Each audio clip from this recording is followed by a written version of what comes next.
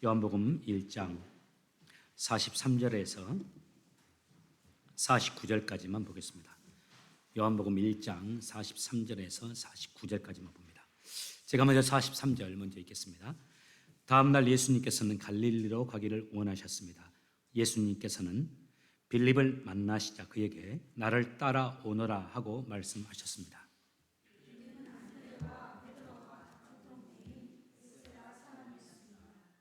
빌립은 나다나엘을 만나고는 그에게 이렇게 말했습니다. 모세가 율법책에 썼고 예언자들도 기록한 그분을 우리가 찾았다. 나사렛 사람 요셉의 아들 예수님이 바로 그분이시다.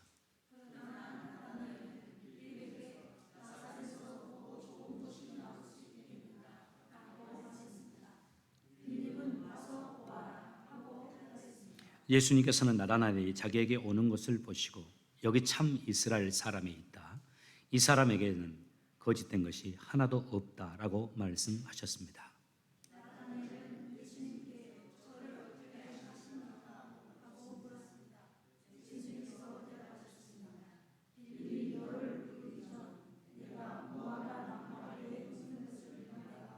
(49절) 가시겠습니다. 나다나엘은 예수님께 선생님, 당신은 하나님의 아들이시며 이스라엘의 왕이십니다라고 대답했습니다. 아멘. 잘 앉기 바랍니다. 모든 사람은 저마다 다른 사람에 대해서 어떤 일정한 평가를 하죠. 이 말은 곧 나도 누군가에 의해서 평가를 받고 있다는 말을 의미합니다. 그런데 내가 누군가를 평가하는 그 평가, 그리고 또 우리가 서로 평가하는 그 평가, 사람의 평가를 보면 한결같지가 않습니다. 얼마 전까지만 해도 정말 저 사람 좋은 사람이다, 저런 사람 없다 라고 했다가 오늘은 저 사람 나쁜 사람이다, 저 사람 정말 아니 될 사람이다 하는 평가를 내기도 합니다. 반대로 저 사람 정말 나쁜 사람이다 라고 말했다가 오늘은 또 정말 저 사람 괜찮은 사람이다 라고 말하기도 하죠. 이처럼 사람의 평가는 이해관계에 의해서, 또 나의 감정에 의해서, 나의 형편에 의해서, 또 사람의 관계에 의해서 달라집니다. 그래서 사람의 평가는 많은 경우 믿을 것이 못 되는 것 같아요. 그러나 하나님의 평가는 다릅니다. 하나님의 평가는 정확하죠. 변함이 없습니다. 왜냐하면 하나님은 그 사람의 내면을 정확히 꿰뚫어 보기 때문입니다. 하나님이 우리를 다 들여다보시죠. 그렇다면 여기서 우리가 질문이 있습니다. 하나님의 눈에 우리는 어떤 사람일까요? 여러분이 저를 어떤 사람으로 평가하는 것도 중요하고 누군가가 여러분을, 우리를 평가하는 것도 중요하지만 가장 중요한 것이 정확히 아시는 하나님이 우리를 어떻게 평가하시는가, 그것이 더 중요하잖아요. 그런 면에서 오늘 본문에 참 부러운 사람 한 사람이 있습니다. 바로 나다나엘입니다. 예수님이 나다나엘을 보고서 이렇게 말씀합니다. 47절입니다. 예수님께서 나다나엘이 자기에게 오는 것을 보시고 그를 가르쳐 이르시되 보라, 이는 참으로 이스라엘 사람이다. 예수님께서 당신에게 다가오는 나다나엘을 보시면서 첫 번째 하신 말씀이 이것이었습니다. 보아라, 이 사람 참 이스라엘 사람이다. 쉽게 풀었으면 오늘날로 보면 이거죠. 이 사람 진짜 그리스도인이다. 이 사람 진짜 믿는 사람이다. 진짜 이 사람 내 마음에 쏙 든다. 내 사람이다. 이런 말씀을 예수님이 하시는 거죠. 사복음서를 보시면서 예수님 만나는 사람 많았지만 예수님이 이렇게 한 사람에 대해서 이렇게 평가하는 사람이 거의 없어요. 질문입니다. 예수님이 나다나엘에 대해서 이렇게 좋은 평가를 하시는데 그 근거는 무엇이었을까요? 왜 예수님이 나다나엘에 대해서 이렇게 높이 평가하셨을까? 오늘 본문에는 그 평가의 근거가 되고 이유가 될 만한 이야기가 두 가지 나옵니다. 첫 번째입니다. 48절에 이렇게 말합니다. 나다나엘은 예수님께 저를 어떻게 아십니까? 하고 물었습니다. 예수님께서 대답하셨습니다. 빌립이 너를 부르기 전 네가 무화과 나무 아래 있는 것을 내가 봤다. 첫 번째, 예수님께서 빌립을 그렇게 참 하나님의 사람이다, 정말 괜찮은 사람이다 라고 평가하는 근거입니다. 말씀과 기도 이외에 세워진 그의 경건한 삶이 있었기 때문입니다. 예수님이 빌립을 보시고 말씀하시죠. 예수님이 나다나엘을 보고 말씀하시죠. 빌립이 너를 부르기 전에 네가 무화과 나무 아래 있는 것을 내가 보았다. 나다나엘에 많은 행위가 있었을 텐데 예수님께서는 왜 꼭 이 무화과 나무 아래 있었던 너의 모습을 보았다고 나다나엘에게 예수님 말씀하셨을까요? 유명한 성경학자 윌리엄 바클레이가 이렇게 이 부분을 주석했어요. 당시 팔레스타인의 무화과 나무는 비밀스러운 장소를 의미했습니다. 무화과 나무는 그 줄기가 15피트 정도 됩니다. 당시 팔레스타인에 사는 유대인들의 집 대문 앞에는 보편적으로 무화과 나무가 심겨져 있었습니다. 대부분 가난한 사람들은 방이 하나밖에 없었기에 그들이 기도하고 묵상하는 조용한 장소로서 늘 무화과 나무 그늘을 이용했습니다. 많은 학자들도 이 본문에 대한 해석이 거의 동일해요. 실제로 이 팔레스타인, 이스라엘 지역의 무화과 나무의 특성상 그 아주 잎이 무성합니다. 인터넷을 쳐봐도 여러분 아실 겁니다. 그리고 그 나무의 줄기가 15피트 정도 되기도 하고 아주 다 자라고 큰 나무는 25피트까지 자라기도 해요. 이스라엘 백성들이 그 무화과 나무 아래서 말씀 묵상하고 기도하는 것이 경건한 유대인들의 관습과 같았어요.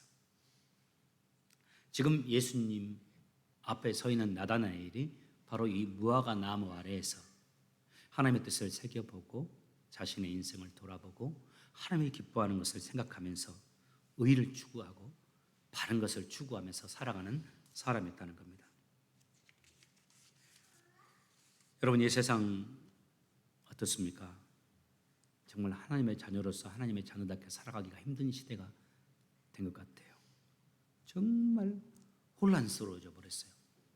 갈수록 더 이제 혼란시는 시대가 되어버렸습니다. 참 무슨 이야기인데 요즘에는 강아지들이 사람보다 더 귀한 시대가 되어버렸어요. 옳고 그름을 판단하는 그 기준조차도 이제 하나님의 절대적인 말씀이 아니라 우리가 좋아하는 것, 우리가 행복한 것이다 하면은 그것이 바른 것이 되어버렸어요. 이 세상의 교육이나 광고들 또 보십시오. 네가 행복한 것, 네가 바라는 것, 그것이 선한 것이니까 그거 해라. 그것을 추구하고 그대로 살기를 바라는, 또 그것을 응원하는 시대가 되어버렸어요. 정말 하나님의 사람으로 살아가는 것이 만만치 않은 것 같아요. 우리 자녀들을 기르면서도 그런 것 같아요. 하나님의 뜻을, 하나님이 원하는 것, 그거 참 주장하기가 힘들고, 또 하나님이 무엇을 원하시는가 하는 그 생각 자체도, 기준 자체도 선명하게 요즘 시대에는 제시하기가 어려운 시대에 살고 있습니다. 무엇이 옳은 길인지, 어떻게 사는 것이 잘 사는 것인지 정말 혼돈 시대스러운 시대예요. 다 저마다 자기 소견대로, 자기 옳은 대로 행하고요. 이런 시대에 살아가는 하나님의 자녀들이 우리들에게 과연 무엇이 필요할까요? 저는 바로 이 무화과 나무 아래에 있는 삶이라고 생각합니다. 우리 각자에게 다 무화과 나무가 필요하죠. 한번 나의 삶을 하나님 앞에 서서 돌아보는 것, 내가 잘 살고 있는 것인지, 내가 지금 잘 판단하고 있는 것인지, 내가 잘 행하고 있는 것인지, 또 내가 바라는 것이 옳은 것인지 생각하고 하나님 앞에서 의를 추구하면서 살아가는 겁니다. 오늘 하나님의 사람 나다나엘을 예수님께서 바라보시고 칭찬하신 것, 하나님의 의를 추구하고 하나님이 기뻐하는 것을 선택하며 살고자 애쓰는 사람이었기 때문이었습니다. 두 번째, 주님이 나다나엘을 그렇게 좋아하시는 이유가 또 47절에 다시 나옵니다. 우리 같이 47절 다시 한번 읽겠습니다. 같이 읽습니다. 예수님께서는 나다나엘이 자기에게 오는 것을 보시고 여기 참 이스라엘 사람이 있다. 이 사람에게는 거짓된 것이 하나도 없다라고 말했습니다. 자, 개역 개정을 제가 읽어볼게요.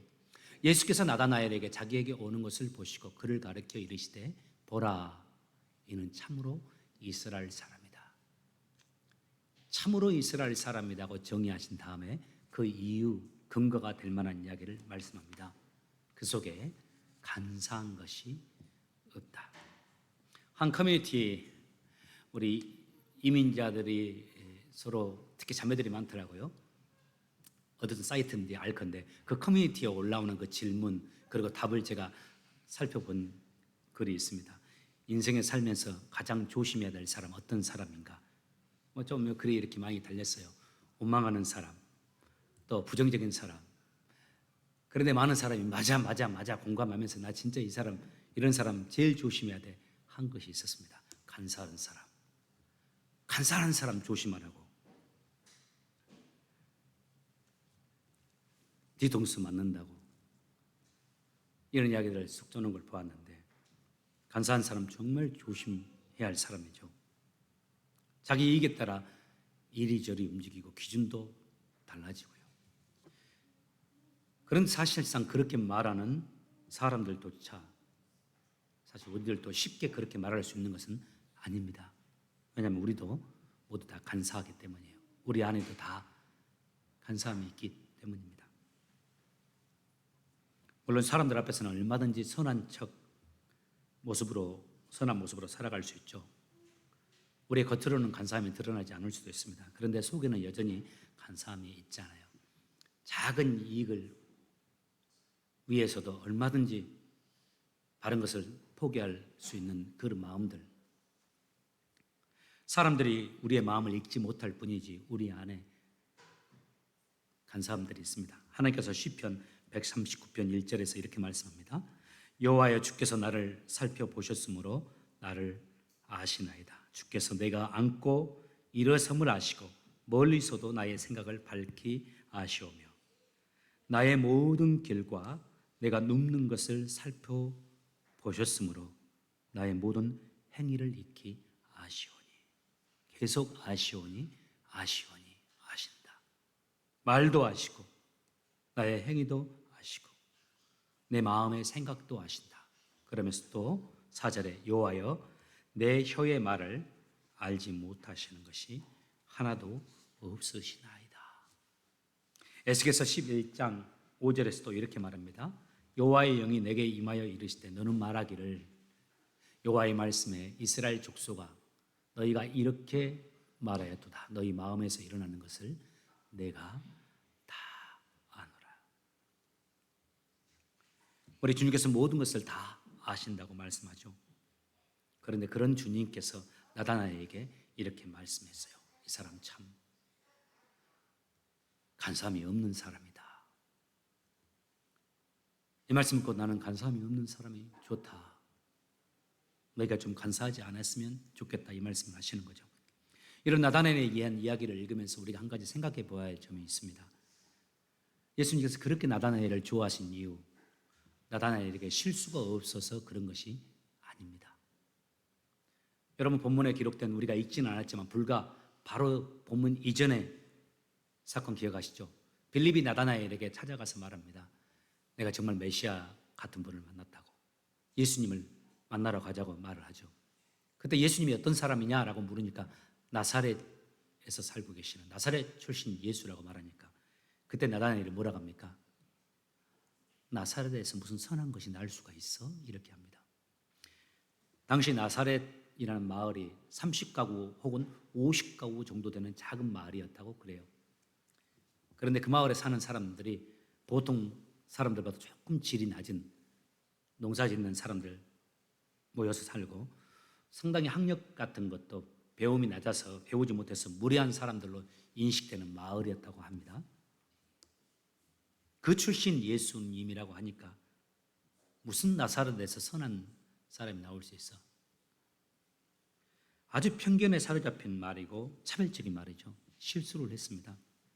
그렇지만 예수님께서 그를 사랑하신 이유 부족할지언정 간사하지는 않기 때문입니다.